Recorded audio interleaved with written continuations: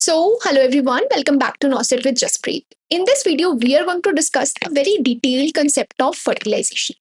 What happens in the fertilization and what are the series of events that follows the fertilization so that implantation can occur. We will be studying it day wise ki what happens for example, what is fertilization basically. We will be starting our class with the definition of the fertilization basically. So what is fertilization? Let me change the font. Okay, this time we will be writing. So what happens in the fertilization? Fertilization is the fusion. It is the fusion of mature ova and the sperm. Post fertilisation जब fertilisation हो जाती है meiosis 2 of the ovum female gamete completes. ठीक है, female gametes का meiosis 2 तब complete होता है जब फर्टिलाइजेशन हो जाती है. ये एक चीज आपको रिमेंबर रखनी है. ठीक है, सो अब दो गमीट्स फ्यूज कर रहे हैं. कहां पे फ्यूज करेंगे? The site will be ampulla. In some literature, you will find it as isthmic ampullary junction. ठीक है, isthmic ampullary junction पे. वैसे प्राइमरीली अगर आपको क्वेश्चन आता है तो आप एम्पुला लिखेंगे क्योंकि वाइडेस्ट पार्ट होता है. This is the site of fertilization. और क्या क्वेश्चन आ सकता है? It is a part of which is a part of fallopian tube. ठीक है, which cells line the fallopian tube? It line ciliated columnar epithelium. Very good. Ciliated columnar epithelium से क्या होता है? जब अब देखो, जो मेच्योर ओवा है वो कहां से रिलीज हो रहा है? ओवरी से. ओवरी से fimbriae of the fallopian tube will capture it and it will take it by the ciliated columnar epithelium cells की मूवमेंट की हेल्प से it will enter the ampulla. ठीक है, the intercourse takes place in the fertile period of the menstrual cycle. Millions of sperms will enter, and when the sperms enter the female body, they get a capacity to fertilize the ovum. This process is called as capacitation.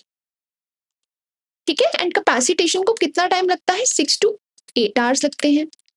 The fertilization span of a sperm is some 48 to 72 hours, and for ovum it is 12 to 24 hours.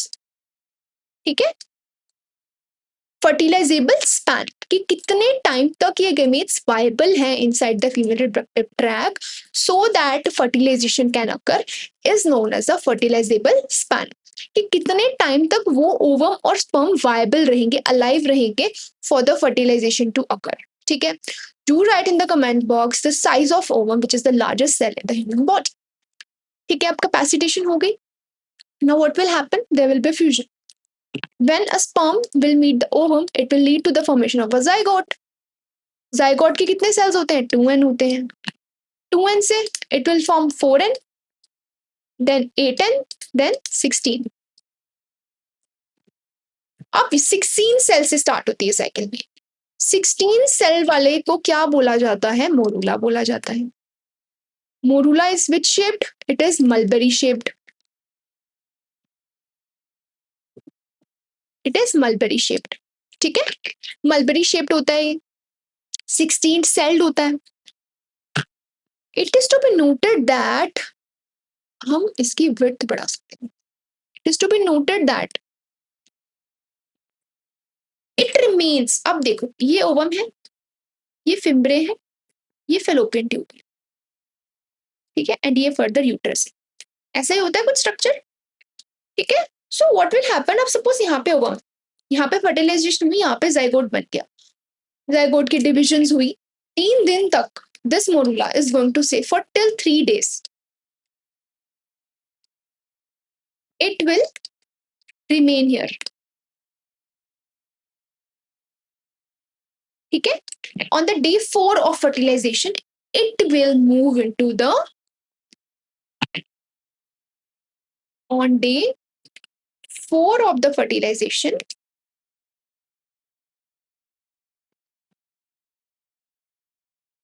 morula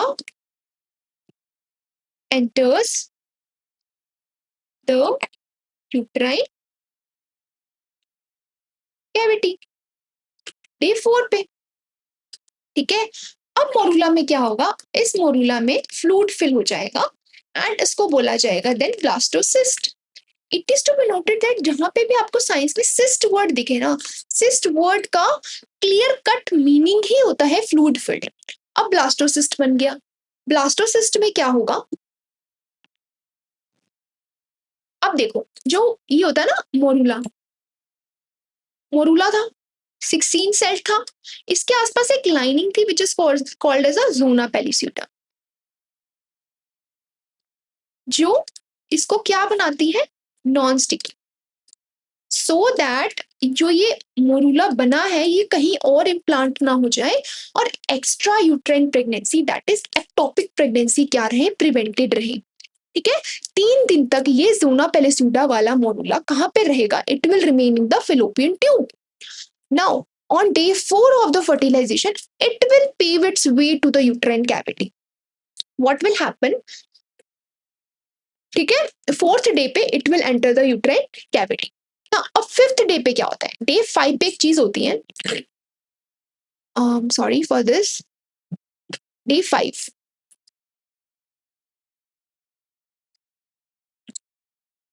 let me erase this now. ना day 5 पे क्या होता है, 3 दिन तक वो fallopian tube में रहा, 4th डे पे it will try to reach the uterine cavity and day 5th पे जो हमने पढ़ा है मोरूला के आसपास एक नॉन स्टिकी लेयर होती है, डे 5 पे it will zona hatching happens, zona hatching occurs. Zona hatching का मतलब क्या होता है, जो नॉन स्टिकी बना रहा था मोरूला को कि वो कहीं स्टिक होके इम्प्लांट ना हो जाए, अब उसकी जोना हैचिंग हो गई एंड अब डे 6 पे जो इम्प्लांटेशन का प्रोसेस है वो स्टार्ट हो जाता है and till some day 6 to day 10 to 11 तक ये कंप्लीट होता है एंड ब्लास्टोसिस्ट एम्बेड हो जाता है यूट्रस में। ठीक है, ब्लास्टोसिस्ट क्या हो जाता है, एम्बेड हो जाता है कहाँ पे, uterus. At don't worry we will at last be revising this also. Day 10 पे क्या हो रहा है, फर्टिलाइजेशन कंप्लीट हो गई, जब sorry implantation, post implantation, implantation के बाद क्या होता है, जो अब यूट्रस है ना, यूट्रस की जो एंडोमेट्रियम है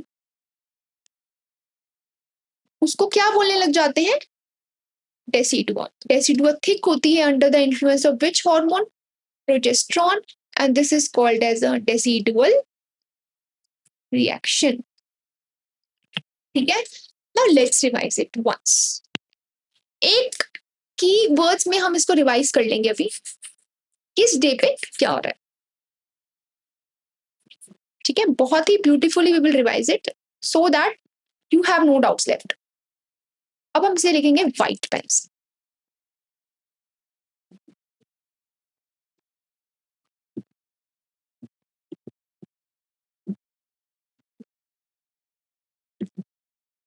व्हाइट व्हाइट कहाँ है, ये रहा। मान के चलो डे 1 पे फर्टिलाइजेशन हुई, डे 1 के बाद till day 3 morula, morula it stays in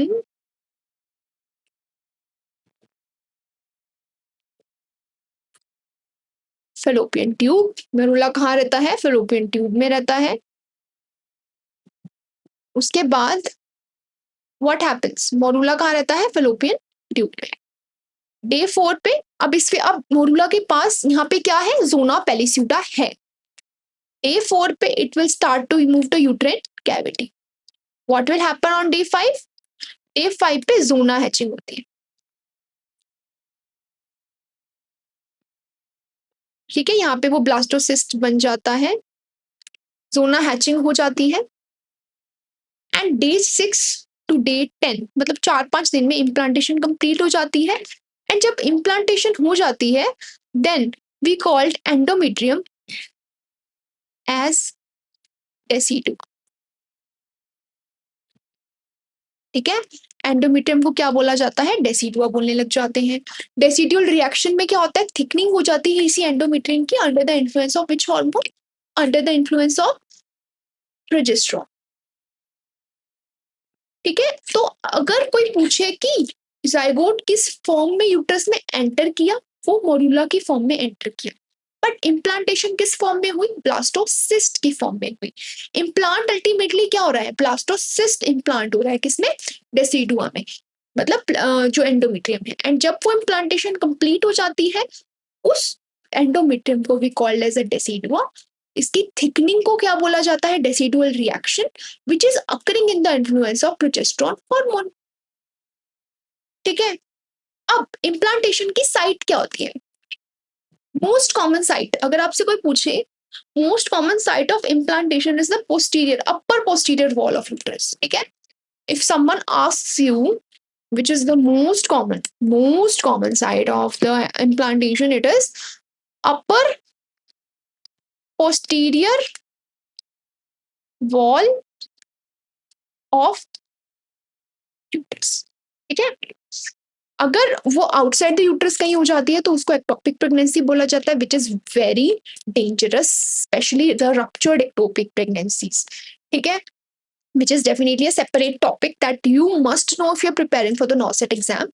मतलब for the obstetrics also, वो theoretical जो एग्जाम्स होते हैं उसके लिए भी, सब्जेक्टिव ऑब्जेक्टिव दोनों ही फॉर्मेट्स के लिए एक्टोपिक प्रेगनेंसी बहुत इंपॉर्टेंट टॉपिक है।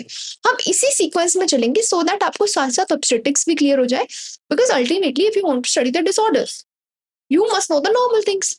नॉर्मल थिंग्स मतलब क्या है? You should know. अगर आपको फर्टिलाइजेशन का कंसेप्ट ही नहीं पता, how will you understand the implantation and abnormal implantation that happens in the conditions like the ectopic pregnancies? ठीक है, I hope this video was informational. Next video में हम placenta को डिस्कस करेंगे, थोड़ा सा डेसीडुआ को भी डिस्कस करेंगे, बिकॉज डेसीडुआ जब तक हम डिस्कस नहीं करेंगे हम maternal and fetal plate of the placenta को नहीं समझ पाएंगे।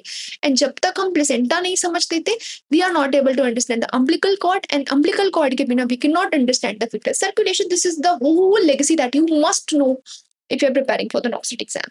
मतलब मुझे तो ऐसा लगता है concept clarity is very important if you are studying for any competitive exam। ठीक है, तो कंसेप्ट क्लैरिटी तभी आएगी जब आपको इम्प्लांटेशन पता है। इम्प्लांटेशन के बाद आपको डेसीडुआ पढ़ना है अच्छे से, डेसीडुआ के बाद ही you will be able to know the placenta, placenta के बाद अम्बिलिकल कॉर्ड, अम्बिलिकल कॉर्ड के बाद फीटस सर्कुलेशन, फिर फीटस का प्रोटेक्शन जो एमनियोटिक फ्लूइड कर रहा है। ठीक है, तभी जाके यू विल बी एबल। देखो, हम लेबर सपोज टॉपिक पढ़ रहे हैं एंड उसमें आता है rupture of bag of membranes. If you don't know the rupture bag of membranes नहीं पता तो मैं उसको कितनी मर्जी बार बोल लूं, you will not be able to understand the concept. So initially जो हमारी 4-5 वीडियोस में हम एकदम कंसेप्ट क्लैरिटी कर लेंगे ताकि हमें एक एक चीज समझ आ जाए जब हम लेबर को पढ़ें। ठीक है, I hope this video was informational for you. To like share subscribe to channel for more educational content. This is going to be OBG series. जब तक हम ओबीजी को खत्म नहीं कर लेते हम ओबीजी की ही वीडियोस को पोस्ट करेंगे। And to watch the complete videos and stay tuned for more updates. Thanks for watching.